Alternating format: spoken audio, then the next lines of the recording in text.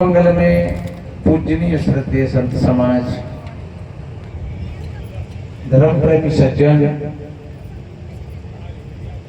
शक्ति स्वरूपा माताएं और बहन, छोटे छोटे बच्चे एवं बच्चियां, सभी को वंदन अभिनंदन करते हुए थोड़ा निवेदन करें। अभी हमारे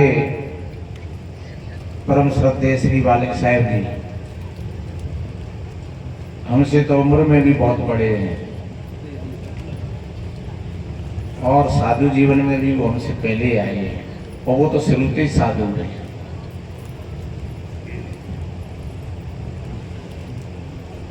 ऐसा कहता है शास्त्र, बड़े स्नेह लगन पर करही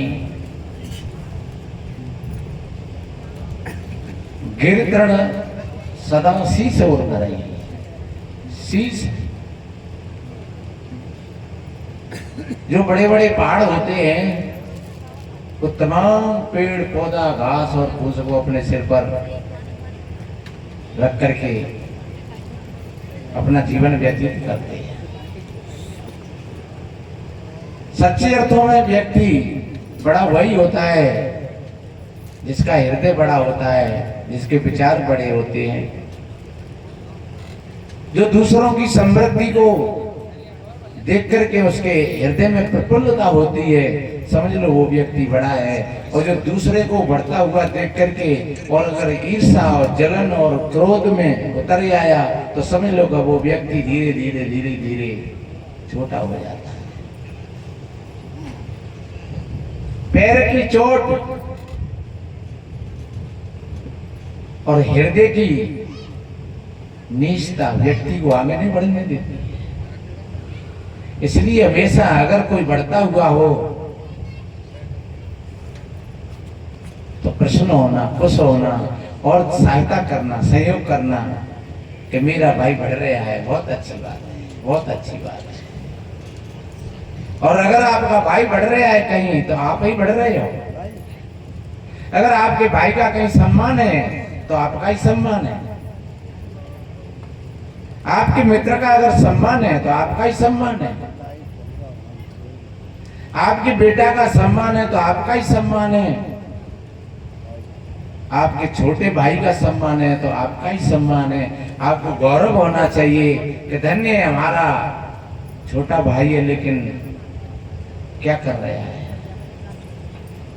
अगर आपने अक्सर करके यही होता है कि जलन पैदा हो जाती है, ईर्ष्या पैदा हो जाती है, चाहे वो घर परिवार की बात हो, बहन बेटियों की बात हो, चाहे वो भाई भाइयों की बात हो। एक भाई अगर बढ़िया अच्छा मकान बनवा लेता है तो दूसरे भाई के फिर ईर्ष्या पैदा हो जाती है। एक छोटी सी बात मेरे ध्यान में आ गई। महात्मा लोग कहा करते हैं, बताते हैं, कोई एक भगत जी थे पुजारी, और पुजारी थे लेकिन थे दरिद्री, कंगाल। और व्यक्ति दरिद्री होता है वो अपने विचारों से ही होता है। जिसके हृदय में संकीर्ण विचार होते हैं वो धीरे धीरे पतन की ओर चला जाता है। जिसके हृदय में विचारों की विशालता होती है वो व्यक्ति धीरे धीरे ऊपर चढ़ता हुआ चला जाता है। अपने आप को कमजोर मत समझना। आपका हृदय विचारों का सागर है। चाहे आप उसको तुम गंदगी गंदे बना करके और आप चाहे उसको नाला बना दीजिए उन विचारों को, और चाहे एक झरना बना दीजिए, वो आपकी मर्जी है। अगर आपने अपने विचारों को सुंदर झरना बना दिया तो आपको तो सुख और शांति मिलेगी, लेकिन उस झरना के आसपास जो लोग रहेंगे वो पानी पिएंगे, वो स्नान करेंगे उस झरना में, उनको भी सुख मिलेगा, शांति मिलेगी, उनका भी जीवन अच्छा बनेगा। और ध्यान रखो, विचारों से बड़ी और कोई शक्ति नहीं है व्यक्ति के पास।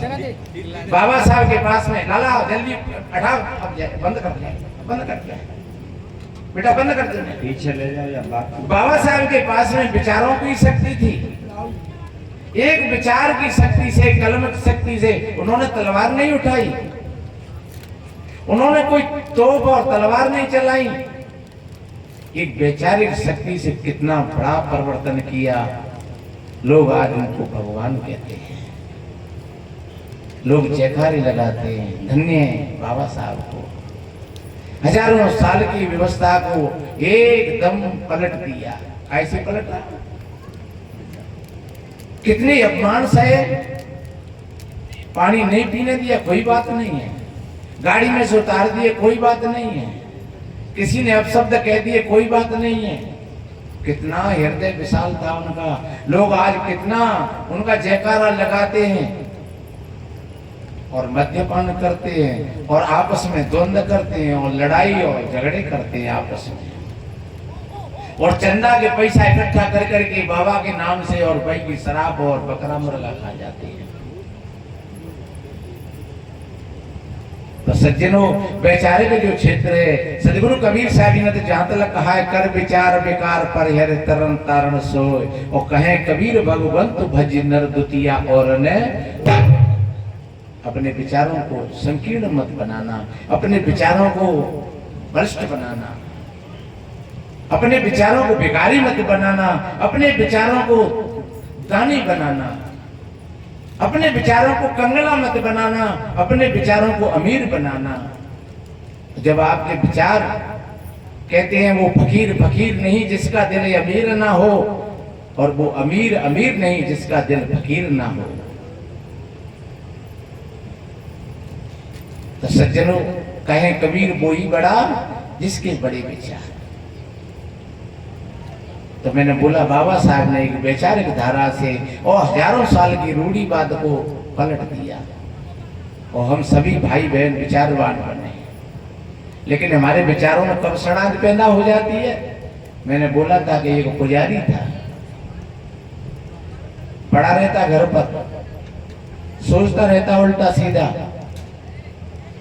उसकी पत्नी ने कहा पुजारी ने कि सुनता ना हो कि हाँ, कि हमने सुना है कि एक समुद्र के किनारे पर एक महादेव बाबा का मंदिर है, और वहां जाकर के कोई भजन करता है तो जो कुछ मांगता है वही उसको मिल जाता है। तो तुम चले जाओ, नहीं यहाँ डरे परे क्या करते रहते हो, दिन भर खाट को तोड़ते रहते हो। पुजारी की समझ में आई कि चलो ठीक है, सही कह रही है पुजारी। और जाकर के पुजारी ने और वहां जाकर के भजन ज्ञान किया। ये कथा है, प्रसंग है, दृष्टांत है किसी बात को समझाने के लिए। तो वहां जाकर के उन्होंने कुछ भजन ध्यान किया, महादेव बाबा की आराधना की, और बताते हैं महादेव बाबा प्रकट हो गए और कहा कि बता तू क्या मांगता है सो मांग ले। पुजारी ने कहा महाराज मैं क्या मांगू, आप जानते हो आप जो बिना मांगे ही दे दो। महादेव जी ने कहा तो ठीक है कोई बात नहीं है, मेरे पास में एक शंख है, ये ले जाते। तो महाराज इससे मैं क्या करूंगा, कि इससे तुम वो करोगे कि जो तुम मांगोगे वही तुमको मिल जाएगा, जो तुम मांगोगे वही तुमको मिल जाएगा। तो पुजारी एकदम खुश हो गया। लेकिन फिर महादेव जी ने कहा कि सुन भैया ने लौटिए, तो मिल जाओ जो तू मांगे वो सो। पर तेरे पड़ोसी ने क्यों, तेरे गांव में दोनों है जाओ, तुझे मिलेगा उससे तेरे काम वालों के यहाँ, तेरे पड़ोसियों के घर पर दूना हो जाएगा। तो एकदम उसका दिमाग फिर खराब हो गया कि देखो जब महादेव बाबा की बुद्धि खराब होगी भांग खाएगा ही। तपस्या करी मैंने, भूखो प्यास हूं मरो, और काम वाली ने दोनों है जाओ। और बरबराता हुआ चला आया और कपड़ा में लपेट करके और कहा पुजारी से पंडितानी से कि सुने यार रखे थे भीतर पर सामने कि बात क्या है, कि बात यह है कि महादेव बाबा की तो है गई बुद्धि खराब, मैंने करी तपस्या, तो फिर क्या बात हो गई, कि बात ये हो गई कि जो हम मांगेंगे सो हमें तो मिल जाएगा, पर हमारे पड़ोसी हमारे गांव वालों को हमसे दूना मिलेगा। तो पंडितानी ने कही तो फिर बात क्या है, अरे जितना हमें जरूरत है उतना हमें मिल जाए, फिर कहो दूनों मिले चौगुनों मिले वो उनके भाग्य की बात है। बोले चुप रहे पागल कही गई, ये को खातर किया तो कोई अच्छे लगेंगे। मैं तो चाहे भले पल्लेदारी बेलदारी कर रहा हूँ, पर ऐसा मैं कभी नहीं देख पाऊंगा कि हमारे पड़ोसी ज्यादा हमसे बढ़िया बन जाए। तो वहां ने कपड़ा में लपेट करके शंख को रख दिया बक्सा में, और वो तो चला गया कहीं मेहनत मजदूरी करने के लिए। अब पंडितानी ने सोचा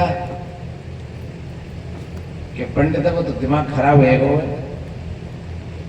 अरे हमें मिल जाए जितनी हमें जरूरत है, और दुनिया जो जितना मिलेगा वो मिल जाएगा।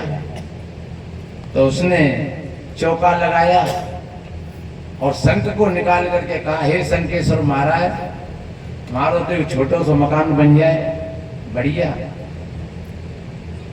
तो मकान बन गया, पर पड़ोसी के 2 मंजिल के बन गए, 2-2 मंजिल के 2-2 मकान हो गए। हे शंखेश्वर महाराज ने पानी की परेशानी है, एक कुआं और बन जाए दरवाजे पे ही, तो ये कुआं बन करके तैयार हो गया। लेकिन पड़ोसी ने कहा 2 कुआं तैयार है। हे शंखेश्वर महाराज एक भैंस और मिल जाए दूध पीवे, तो भैंस मिलेगी बढ़िया, पर पड़ोसी ने कहा 2 भैंसी आएगी बड़ी बड़ी। अब तो छक छन रही है, खूब बच्चा पढ़ के जाते हैं, खूब दूध और घी और बढ़िया खाना और पीना, बड़ी मौज की छन रही है। और बाई की नहीं, अब तो पूरे गांव में ही चकाचक मामला हो गया। डेक बज रहे हैं, टीवी बज रही हैं, बड़ा आनंद आ रहा है पूरे गांव में। अब पंडित जी ध्यान आया कि कोई पंडितानी मांग नहीं बैठे वापस संत पे, चल के देखूं। तो लौट करके आया तो वो तो गांव की हवा बदल गई पूरे गांव की। देखा तो भाई वास्तव में पंडितानी मांगे बैठे। अब आए और कहने लगे कि कहे जिते ने क्या कर दिया। अरे बोले महाराज बड़ा आनंद आ रहा है, देखो भैंसे दूध पीवे, कुआं है पानी भरने के लिए, और मकान है रहने के लिए, और खूब खेती बाड़ी खूब चकाचक छन रही है। तो मज्जा राणा यही तो छन रही है, पर जे पड़ोसी को का है देखे तो जिनके 2-2 मंजिल के बन रहे हैं, 2-2 कुआं हैं, जिन पे 2-2 4-4 भैंसी हैं, और जिनको का हैरो है। अरे तो कभी इनको हैरो है तो अंध है, हम मौजते जी रहे हो, बेगो भी मौजते जी रहे हैं। उस पंडितानी का कितना हृदय विशाल था। सज्जनों, अगर ऐसा हृदय हमारे हृदय में भी अगर ऐसी विशालता है तो समझ लो आपका हृदय पवित्र है, निर्मल है। पर जहाँ संकीर्णता होती है तब कितनी बढ़िया बात कही है कि जो काऊ की सुने बड़ाई, और श्वास ले तज मिजूरी आई। जो काऊ पर देखे विपत्ति, और सुखी भये मानो भयेंद्रपति। अगर जी सुन ली कि भैया फलाने के मोड़ा के लगुनती के में तो 2 लाख रुपया आए, 5 लाख रुपया आए, एक 4 रुपया की गाड़ी आई, एक लरोर अंगूठी आई गई, तो फिर सोचत हो दुष्ट प्रवृत्ति को आदमी, हे भगवान तू कहां से वो है, हमें को 1 लाख रुपया ना दे रहा है, और जाने डके तक कहां से गए, काम भर गए, पकड़ ले जाए आगे मोड़ा है ताकि मजा आ जाए। तो दूसरे की जब बातों को बढ़िया अच्छी पढ़ाई को सहन करना, सज्जनों कोई विशाल हृदय का व्यक्ति होता है वो ही सहन कर सकता है। भैया बहुत बड़ी अच्छी बात है, भाग्य खुल गए, भाग्य तो बहुत बढ़िया बात है, बहुत अच्छी बात है। फलाने के लड़का की नौकरी लग गई, अरे बहुत अच्छी बात है भैया, आज वहां की नौकरी लग गई है और शायद कल हमारी क्यों लग जाएगी, और नहीं लगेगी तो नहीं लगेगी, पर चलो काम में देखो तो है वो। अरे ऐसा तो नहीं होगा गांव में कोई नौकरी ना नहीं, चलो मैं परिवार में देखो तो है वो, चलो बहु तो मारो ये। ऐसा भाव जब होता है सज्जनों, पर उस पंडित का हृदय तो संकीर्ण था। अब विचार करने लगा कि अब क्या किया जाए, और हाल एकदम ध्यान में बात आई कि ये तो शक्ति है, चाहे तीरे पश्चिम की ओर चला दो चाहे दक्षिण की ओर चला दे, वो तो पश्चिम में मारेगो और दक्षिण में मारेगो।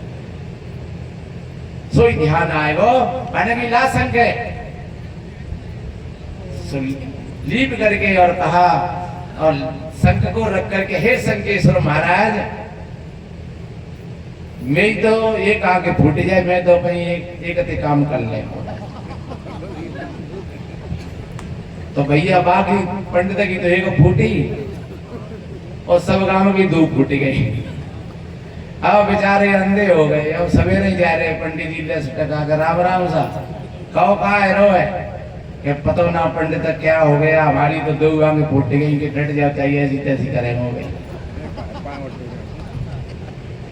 दूसरे दिन आकर के और फिर सवेरे हे शंकेश्वर महाराज मेरी तो एक टांग टूट जाए मैं तो भाई एक टांग से काम चला ले भैया बाकी एक टांग टूटी और पूरे गांव के लोगों की दो टांग टूट गई नीचे से गोलम गोल हो और हुआ का उधर आंख चली गई और पैर टूट गए और सज्जनों धीरे धीरे सरकते सरकते उन्हीं कुआओं में सबके सब डूब करके मर गए और वो भी नहीं बचा। वो भी एक आंख से नहीं दिखो तो सड़क को पैर से पूछ लो वो पूरा वो मरी क्योंकि जो दूसरे को मिटाना चाहेगा वो स्वयं कभी आगे कैसे जाएगा। ये तो ये कहानी है एक उदाहरण है सज्जनों। वास्तव में ये चतुर जो आदमी होते हैं चालाक आदमी होते हैं उनको दूसरों का खाना पीना रहना सहना अच्छा नहीं लगता है और यही सदियों से होता आया है। ये आज की बात नहीं है।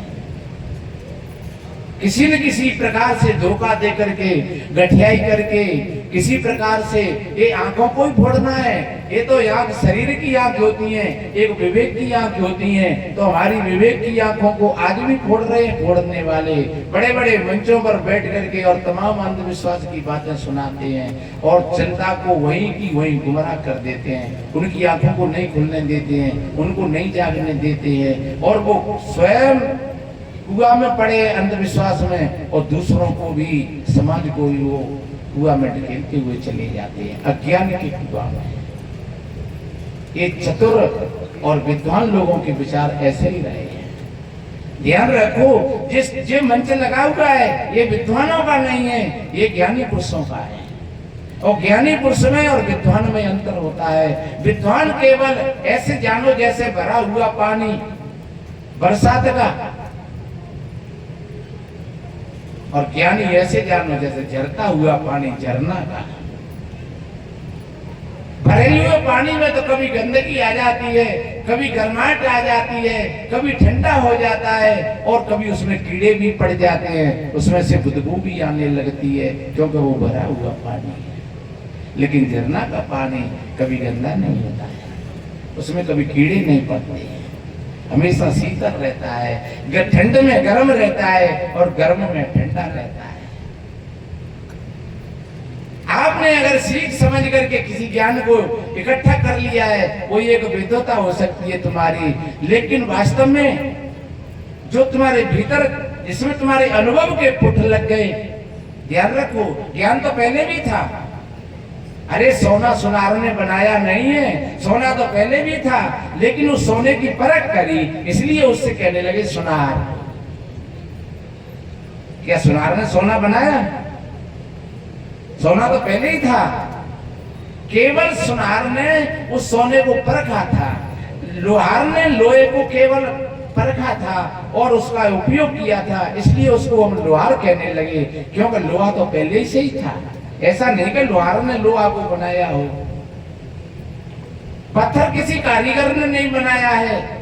हाँ उसमें से मूर्तियां हैं और कलाएं उसको परख परख करके कारीगर बनाता है तब कहते हैं बड़ा कलाकार है ये पत्थर का बड़ा ये अच्छा लोहार है अच्छा सुनार है। ऐसे ही जो ज्ञान में जो अनुभव के पुट जिसके लग जाते हैं मेरे भाई बहनों उसको ज्ञानी कहते हैं। और जो अनुभव के पुट तो नहीं लगा पाता है अनुभव तो नहीं कर पाता है और वो सीख सीख करके इधर उधर से और ढोता रहता है बोझा और वो रहने में अगर नहीं आता है तो सज्जनों फिर वो ऐसे ही समझो जैसे गधा की पीठ पर चंदन,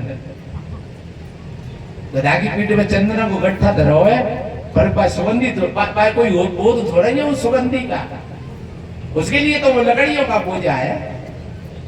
कोई भी शास्त्री हो, कोई भी विद्वान हो, अगर विद्वता में अगर ऐसा ही है, उसके पास में अगर अनुभव के पुट नहीं है, तो समझ लो कि उसने केवल उस गधा की भांति और उस शास्त्र के पूजा को ढो रहा है, लेकिन सच्चे अर्थों में उस शास्त्र का विशेष